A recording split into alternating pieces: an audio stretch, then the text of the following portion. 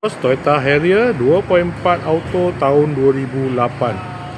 Kereta dah cantik, cat dah baru, condition semua okey lagi, tak ada masalah.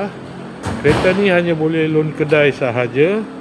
Kalau nak beli cash pun boleh.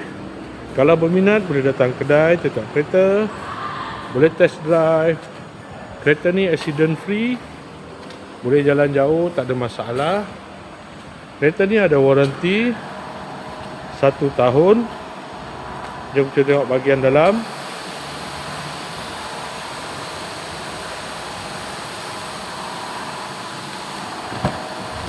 Dalam masih cantik lagi.